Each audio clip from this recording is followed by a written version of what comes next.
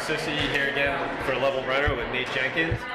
So we saw you at about just after mile 5 today, and then again at right before the finish, like around mile 13 or so. Yeah. And you and Matt definitely had a good gap on the field, about 5 miles in, and then further separation near the end. But then Matt was able to build up that lead. Yeah, he dropped me hardcore in the 7th mile. I went 4:47, and he just got away anyway. He was just hammering it. It was a good mile, and then into the wind, it was like he was walking away, pretty much every mile after that. I did everything I could up through there, but just could not close that gap. It just kept getting a little bigger. At first it was like, oh, he's got a little gap. And then it was like, oh, that's a pretty decent gap. And then it was like, Jesus, I need a hell of a straightaway to see this guy, So it was, was what it was. But I was running hard, and I was actually pretty happy with the time until we got to the last mile, and I just gave away way too much time on that last bit. So temperature-wise, it was about mid-50s. Wind, it said about like 10 miles an hour.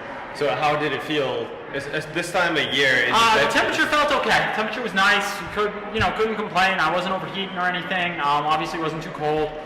But the wind, when you got out onto the water, there were a couple of stretches there where that wind was like sitting there kind of like, that felt like a 5-minute effort, but I got like a 5:25 on the watch, and it felt like you were running uphill. But, what are you going to do? I mean, I think here the wind isn't so much how strong it is as what direction it's coming from. If you can get it at you when you're surrounded by buildings and behind you when you're on the water, then you're going to run fast, and if not, it is what it is. But for a course in New England, this is pretty good.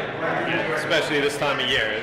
Certainly could be a whole lot worse. So how do you feel health-wise? Do you feel like you made some strides? I've made some huge strides. I mean, this was my first, Amherst was the first 10 that I basically ran with minimal to no problems. Today I had minimal to no problems.